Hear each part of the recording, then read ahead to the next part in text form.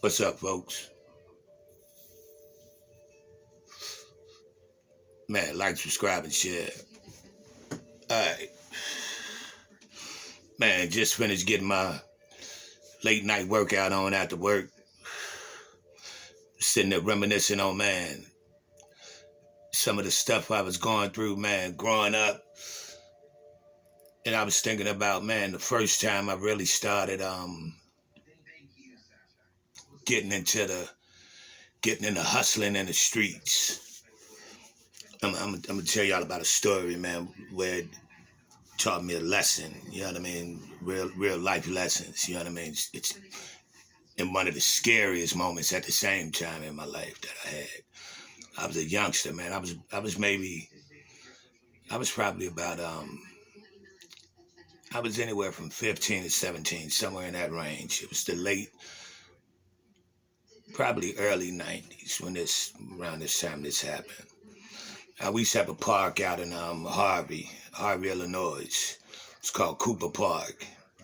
And my peoples that know, that's checking this out, know about Cooper Park. You know what I mean? I used to wrestle there with the Harvey Twisters. We used to go there, run the ball. Everybody and their mama done been there. The Kendall Gills, Tim Hardaway, all of them used to come through there through the hundreds. You know what I mean? It's out in the wild hundreds. This after I moved out of the projects. When my mom moved us to the burbs, we moved out to Harvey. But when I'm getting into you know what I mean, my teenage years, it was a guy used to come to the park. He was the biggest hustler out there. His name was Ray. And he would pull up to the park, man, and he would have, you know what I mean, he would have like the Porsches, the Cadillacs, the Corvettes, any big boy whip you can name. You know what I mean? Ray had them, you know what I mean? He had the Porsches and shit in flavors, you know what I mean? He had everything. He was the big boy. He was the man.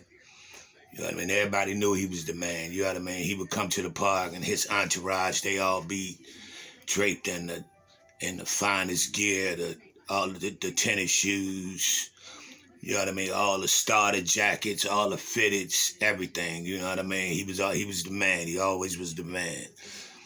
When he would show up at the park, he would like the youngsters. We would run over there when he would run whole court. He would take his jewelry and shit off, his fitteds off. We would sit on the side. You know what I mean? Even from shorties, we would sit on the side to hold his stuff. You know what I mean? Because when he would let you hold his stuff, he would give you $10, $20 or something. You know what I mean? Just to hold his hat and his fit. We put his hats and shit on because man, this was the time when the starter jackets was the shit. Where the team names was. We would put the snake skin on the team names, the fitted hats, the bibs. We would make the snake skin on the bibs. The team apparel being snake skin. You know what I mean? That was the shit back then. You know what I mean? He would let you hold. We would hold his chains and shit while he would run the full courts. You know what I mean? And as time went on, as I'm starting to get older in my teenage years, you know what I mean? I'm about ready to jump off the porch to start making some money because you know what I mean. I come from a poor household. You know what I mean? So I'm ready to get out there. I'm ready to start making some money. Cats I go to school with and shit. They certain cats starting to hustle, get in the streets. You know what I mean? That wasn't my forte at 11 or 12. I didn't come up like that. You know what I mean? So I'm ready to start getting out there. My boy Bobby was working for him first. Bobby was my man. Bobby was a thorough dude. You know what I mean? He was a thorough cat. Bobby was a fighter. He was a hooper. Bobby was one of them natural athletes. When I described Bobby, he was like a physical specimen. He could jump out the building. He done dunked on everybody, but he wasn't no big dude. Bob was about 5'8", maybe 5'9", but he had springboards in his legs. The nigga could jump out the building. He was cock strong. I've seen he might have been $1.70, you know what I mean? $1.70, $1.75, but I've seen them fight grown-ass men, pick up 250-pound, 300-pound niggas, press them over their head, slam these niggas on top of their head. He was into martial arts and shit, so he could defend himself real good. You know what I mean? Bob was that nigga on the fighting tip. So Bob started hustling with him first.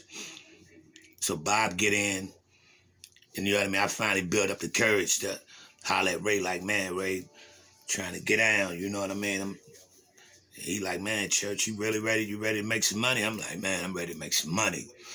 So he tell me one night at Cooper Park to come down his house. He stayed on Roby Street. He had a house on Roby Street. So I go down there and he tell me, he give me a tennis ball. He give me the tennis ball. He tell me to meet this car down on, like on Marshfield or something. He said, don't talk to him. You ain't got to say nothing to him. Just get a dude the tennis ball. If he try to talk to you, just break out. You know what I mean? Just run. You ain't got to say nothing to him. So I go take the tennis ball. He tell me what type of car to go to. I see the car. But dude actually did try to like holler at me and shit. You know what I mean? And I threw the tennis ball in there and I just broke. You know what I mean? But I didn't tell Ray. I never told Ray that dude tried to like rap to me or nothing. You know what I mean? So, because I wanted to keep making money. I wanted to start making some dough. So he might have gave me about $25, $30 or something. You know what I mean? Just for doing that.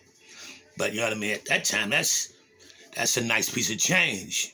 That's a nice piece of change. This you gotta remember, this the early 90s or something. It's like the early 90s. I can't even remember the exact age I was, which I might have been 15, 16 or something. You know what I mean? Something. So he started putting me on the team. I start coming around and shit. So now fast forward some, me and Bob started working for him. Now in Chicago at this time, it wasn't no standing on the blocks and shit type hustling. You had crack houses. So you gotta you inside the crack houses selling, you in the spots. And then we had the overnight shift at this one spot. So, and we had one in Dixmoor. We had one on 154th that we was running. So we in a spot, the overnight spot, and I'm gonna tell you some real shit. We had one in Phoenix, over in Phoenix, and I was scared to death. You know what I mean? Because motherfuckers coming in and out all night. It's all night traffic, nonstop, and at the spots, people come in. Some people come in just copping bop. Some people come in, cook their shit up. You got rooms to go in there and smoke their shit.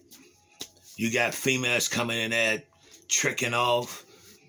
Everything going on. It's just a bunch of everything going on. And then at the same time, he's using us as like enforcers too, because the head security dude that was like over me and Bob was a dude named Lupo. Lupo smoked coke, but Lupo was a crazy ass dude. He was an ex-boxer. So he had hands like a motherfucker. So Lupo used to whoop niggas' ass, plus he played with that pistol. So he was one of Ray's head, you know what I mean, main dudes. But Lupo got high. So Lupo was, you know what I mean, he was kind of in charge of keeping me and Bob. We was under Lupo, for real, you know what I mean? So, but we work in this one spot, you know what I mean? I'm scared to death. I'm young. I'm new to this shit, you know what I mean? But I'm trying to keep a game face on and shit. But he was paying us 20 on 100. $20 on every 100 we sell. And we flipping this shit up. We moving packs like crazy up in here. We making stacks for this dude in here. And we asked him for some more money, and he wasn't trying to give us no more money. But Ray had a bunch of real estate. So he gave us keys to, he would give up, me and Bob we had cars, he had hoopties and shit, so we kept a whip. He kept us in a car to ride around and do all our dirt and shit in. We had keys to different houses up around Harvey and Dixmoor. One house might have it'd be all coke up in the house. Cokes with scales and shit. So when we would have to go over there, I mean, it bricks and shit. Not later on, I'm not realizing what we could have. We was around a lot of shit. We never stole nothing from them. We never took nothing from them. We would have to go over there, break off an ounce off something, take it to another spot, cook it up, bag it up, then go do what we had to do. Another spot may have just joints over there. Another spot may have grass. Another spot we go drop off money. We had keys to these spots. We shorties, we kids. You know what I mean? We kids, but he was giving us responsibility like that. You know what I mean? So, but he didn't decide he wouldn't pay us no more money. He was pimping us. But this the era that we was in. You know what I mean? This what motherfuckers was paying people that worked for them. This was the type of money that was coming in. So you know what I mean? So me and Bob decide, we tell him, man, we got a nigga that wanna buy some work. So he tell us, you know what I mean, we get the money. And we bought something. But it was actually ours. So as we in the spot, we got our own shit in there with his shit. So we'll sell 2 of his, sell 2 of ours, sell 5 of his, sell 5 of ours, sell 3 of his, sell 3 of ours. We doing it so we stacking up, getting our money, because he ain't want to give us no more bread. You know what I mean? So somehow the shit got back to him. Somehow it got back to him that we was doing our thing and shit. And Bob like an aggressive dude. Bob got a slick mouth, everything. You know what I mean? So Ray kind of was in his. Ray went off about that shit. You know what I mean? And Bob kind of stood his ground. You know what I mean? I was young. I hadn't grew fully into myself, so I was a little more quiet and a little more timider than Bob was at the time, you know what I mean? But I'm riding with my man no matter what, you know what I mean? So at this particular time, I can remember how this situation went down. We were supposed to be getting ready to go do our regular thing on this one particular day. Me, Bob, and a female that I grew up with, Martita L. Bob was messing with Martita at the time. We in the house, we getting ready to do our ones and twos. But I get ready to run out to the car, grab something. I didn't have a shirt on, I can remember. I grabbed my starter jacket. I had just got me a Bull starter jacket. I just threw the starter jacket on for to run out the door. When I opened the door up, some niggas walked right in. Nigga got the gauge. He cocked it, bagged me right back in the house. I'm like, whoa. So I back on up. He walked me right in. He like, where everybody else at? I'm like, yo, what the fuck is you talking about, yo? I'm like, what you talking about? Niggas walk, it's like 4 of them. It's like 4 or 5 of them. They walked me back in the crib. Like, where the shit at? Where that other nigga at? I'm like, man, I don't know what you're talking about. Niggas still off on me. Now, meanwhile, I'm trying to make noise and shit so Bob can hear, and Bob lead through the basement, go up the street, get our peoples and come back. And clear and shut the show down. That's what I'm thinking in my fucking head. My man gonna go whoop-de-whoop, then come back and man bust in this bitch and man come get his nigga. That's what I'm thinking, right? But that's what's ringing through my head as a 16-year-old, whatever. You know what I mean? So, but Bob in the basement, in the meanwhile, he jumps in the fucking bed, him and Martita. They actually think this is the police that ran in the fucking house. So they jump in the bed like they're just renting the basement out, so they don't know what's going on upstairs. So they jumps on in the fucking bed. And the nigga telling me, man, I want that fucking jacket. And I'm like, man, I just get my jacket in my fucking hat. And I'm like, man, I ain't trying to come up off this motherfucking jacket, bro. And he taking me up out of it, and I'm taking my time with it, you know. And he come up, and he slapped me across my face with that motherfucking sawed off. He smacked me, and that's when I knew he was serious. But the crazy part is, he cocked it. He like, man, let me do this nigga right here. And the light-skinned nigga that was in charge, he had a long trench coat. He grabbed the barrel of the gun, put it down, and said, "No, we ain't doing that to him." I looked up at him. This was a dude that I grew up in the projects with, yo. I'm out here in Harvey now. These my teenage years. But like I be telling y'all, I grew up in Stateway Gardens, 35th and State. That's where I got my roots and my foundation from as a kid. I grew up in Stateway Gardens on the low end. This was a dude from the low end. We never said nothing to each other, but we made eye contact in there. That's where he knew me from, and that's the only reason they ain't do me as greasy as they could have did me, and that was because he kept keeping them kind of off me, because he knew me from the projects. But finally, 2 niggas go downstairs to where Bob at, and when I tell you, Bob was a fighting ass dude. So the first 2 niggas go down there to Bob. When Bob jumped out the bed, Bob was into this martial arts and shit. Bob could kick, swing, everything. Bob fucked them first 2 niggas up. You know what I mean? Bob put feet and paws on them first 2 niggas. You know what I mean? And they finally, no, we want to talk, blah, blah, blah. So they finally get Bob and Martita upstairs. And Martita poke her stomach out, say she pregnant. You know what I mean? And Martita, L, you on Facebook and everything. You can verify the story. She's still my friend on Facebook right now. You know what I mean? I grew up with her and her brother Michael L, man. They my childhood friends, but she can verify the story as well. You know what I mean? And they come up the stairs and them niggas like, and this nigga want to fight. He want to, like, he tough. And they like, yeah. And all of a sudden, all of them rushed over there on Bob, yo. And they like, dude, I mean, they rushed him and they hit him and they busting him all in his head and shit. And they was cutting my man, yo. This was the most blood I had ever seen on a human being. You know what I mean? When they all got up off of him, man, my man was just, he was red. He ain't had no shirt on. He was red. His whole face and everything. He was completely blood red. You know what I mean? And they said they fucked my boy up. You know what I mean? And they sitting there, they was like, man, they fucked us up, and they took the shit. They took our work. They took our fucking work. You know what I mean? They came in and they took our work and they fucked us up. You know what I mean? And it's like, man. But, and then they kind of just took our shit. The one little younger dude wanted to bust us, yo, but dude, only reason I think they didn't lay us down up in there was because dude knew me from them projects. I think that it did us dirtier.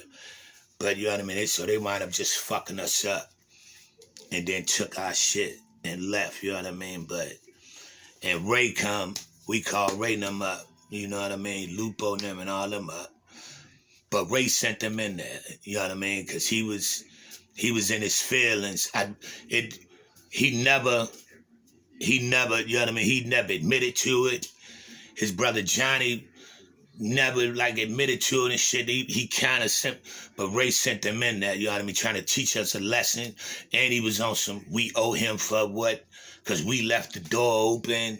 It was on some cruddy shit, you know what I mean? But I was a kid, you know what I mean? It was like, man, my life was, and if they would have killed me up in there, my mom then would have never knew behind what that shit was behind. You know what I mean? And it's like Ray was a elder statesman in the Harvey area, you know? And it's like you took some kids in, got them out here doing street shit, and then you turn around, and we didn't steal from him, you know what I mean? We didn't steal, and we had access, well, we could have stole shit from him, and we didn't steal from him. We just made some of our own money in his establishment, basically. You know what I mean? He put the smack down on us hard. And when I tell you, man, he was using us like enforcers, man. Lupo would go beat motherfuckers down over money. We was right on Lupo's hip because we was young, thick little niggas, man. You know what I mean? I'm like, man, we was smashing dudes. We was fighting, know how to use our hands, little young niggas. And I was like 16, but I was 175, 180 pounds. I wrestled, you know what I mean? I knew how to throw my hands, and I was physically strong. I was pumping 200-some pounds in iron then. You know what I mean? So it's like, man, I was a cock diesel youngin'. So he was using us like enforcers and some more shit. Plus we making you big buku bread and you putting our life on the line, man.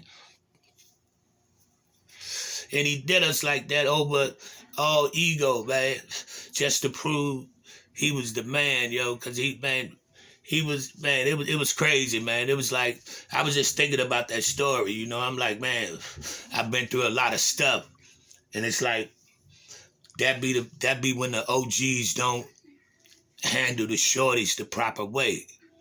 You know what I mean? That's one of the reasons I never carried the shorties that was around me funky. I never would send them out on no blank missions or no bogus missions because I saw how one of the OGs who should have been looking out for me as a shorty sent me on some blank missions, you know what I mean? Well, that shit could have cost me my life / a whole bunch of time in my life. That was one of the reasons I never treated the shorties bad that was around me or up under me. You know what I mean? So that was just, man, that was just on my mental, you know? So I'm like, man, I thought I'd share that with the people, man, to go to show you, like, we don't always look out for our peoples and our youngins that's around us, man. We put our youngins in like real bad situations sometimes. The OGs don't always act like OGs.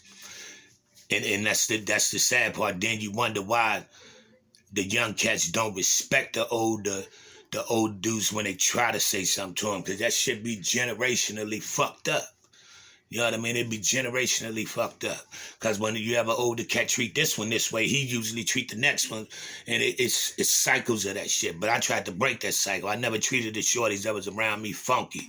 And anybody that's on here that know me, they're speaking and let it be known, because I never carried it like that, man. And that was one of the reasons why, because he put me in some strange situations where, man, it wasn't a guarantee I was gonna always make it home. But it was like, man, I was just out there in the streets. I was out there just in the streets at a young age. You know what I mean? I left home at 14, and I've never lived under my mother's roof since then. You know what I mean? I left home at 14 years old, and I've never lived I've been on my own since I was 14, and I've never lived under my mother's roof since then. You know what I mean? And that's sad to fucking say, but I survived. You know what I mean? I did survive, and I learned how to survive in the streets. You know what I mean? On my own, and it's a blessing that you know what I mean, I made it, because I've been in some positions where, you know what I mean, it wasn't no guarantee that I was gonna make it, and I've been in some of those when I was a kid, you know what I mean, but I figured it out. But it was a lot of people praying for me, you know what I mean. It was a lot of church going women, and that was praying for me at all times. That was praying for me and Mike, my best friend. Because we was traveling together. That was praying for us at all times. And we was some sharp, you know what I mean? We was some sharp youngins, you know what I mean? We was like, man, it was me and my man. And we, nigga, no matter what, you ain't gotta ever turn around and wonder if I'm here. You know what I'm saying? If we in this motherfucking, wherever we at, we might be guffing. But you better know I ain't never left you. I'm in here somewhere swinging. If we ain't look eye to eye and say, let's go, I'm still in this motherfucker. And that's what we did. You know what I mean? And we made it, man. So, you know, this was one of them tales that was on my mental, man. So, you know, I thought I'd give it to the people, man. So, man, appreciate it. Like, subscribe, and share. Yak, Chi-Town's finest. And we out.